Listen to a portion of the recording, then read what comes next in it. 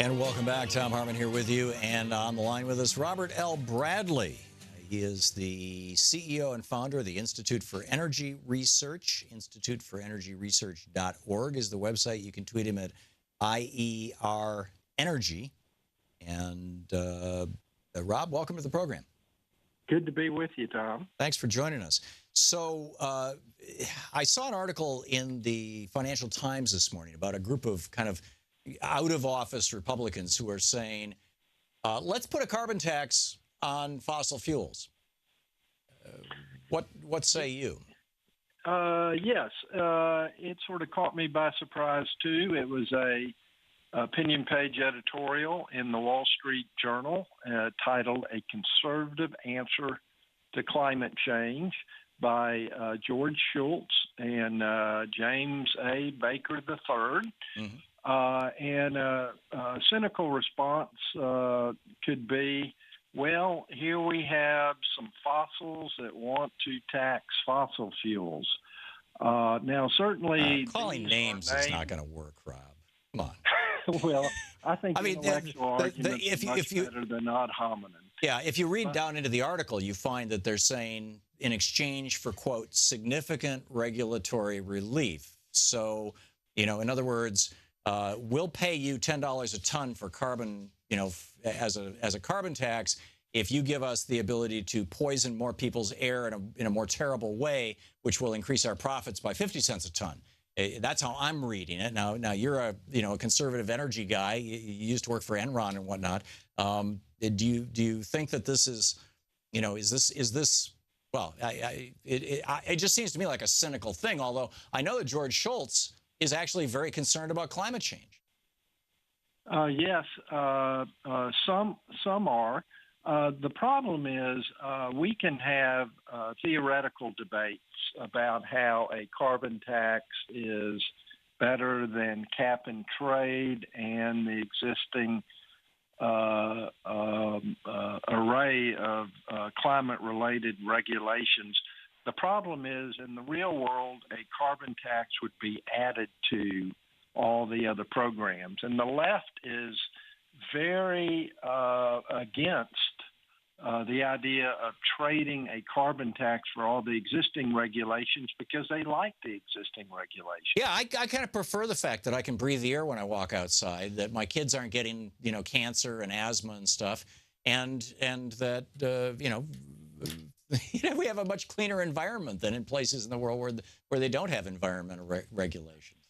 Right, but that doesn't have anything to do with carbon dioxide emissions. Carbon dioxide is not tobacco. It's not sugar.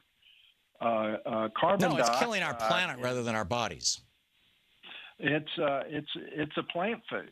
We exhale carbon dioxide. Plants grow faster because of elevated carbon dioxide. Actually, there's a very specific limit to that, Rob, and I'm sure you're familiar with this.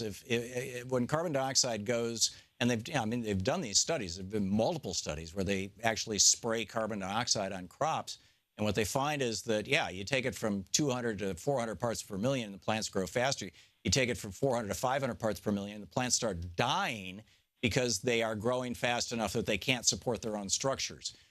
So carbon dioxide is a poison for plants, but more importantly, it's a poison for our planet. I guess the real question, Rob, is given that solar and wind are now cheaper than any fossil fuel, and particularly if you take out all the the hundreds of billions of dollars in U.S. subsidies, the $5 trillion worldwide in annual subsidies to the fossil fuel industry, because they're cheaper now, how do guys like you who are out there pushing fossil fuels deal with that?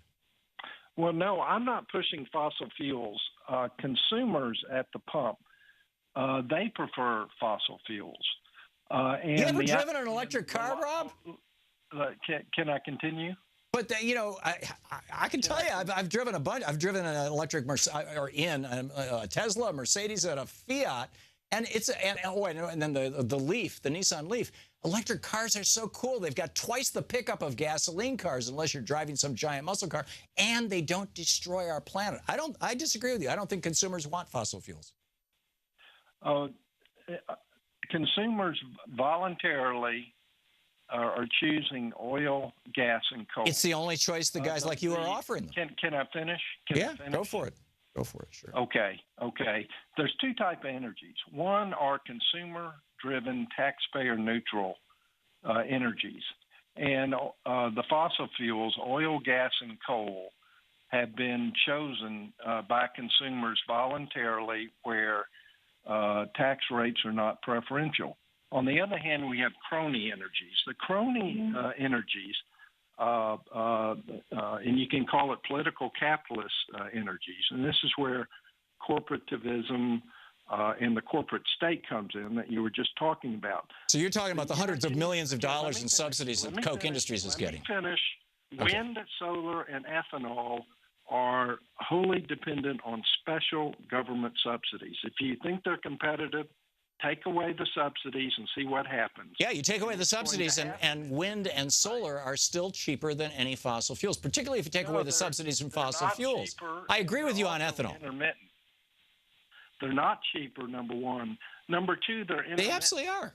You can generate solar in the northern parts of the United States right now for less than 4 cents a kilowatt.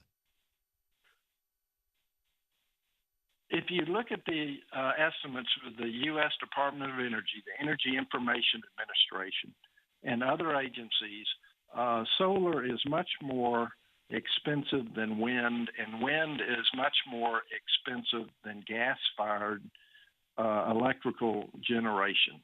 But the problem is, even if wind and solar were cheaper, they have an inherent defect that ruins them. They are intermittent. Would you buy a car with a trick motor if it was cheaper than a car with a reliable motor? Well, the cars have trick motors. When you run out of gas, your car stops. The sun does not always shine. So what you need are battery backup. Right, of course. And batteries make it more. And batteries have dropped in price 40% just in the last 2 years. Okay. If I believe everything you're saying, let's end all those mandates. Let's end the subsidies. Yeah, and let's end the subsidies for the fossil fuel industry, too, because that's where the big money is. I mean, $300 billion a year that's going to Koch Industries and ExxonMobil and you know, all the people, you know, that's huge. I mean, let's end those fossil fuel subsidies. I'm with you, Rob. Okay, you know what the annual subsidy to oil, gas, and coal in the United States is on the order of several $billion. The subsidies going to ethanol, wind, and solar are much greater on a dollar basis, and if you put it in terms of units of energy, since there's so much more fossil fuels. Bob, you got the last word. I'm sorry, we're out of time. Hang on just a second. Bob Bradley, you can tweet him at IER Energy. The website is Institute for FOR Energy Research.org. Thank you, Bob.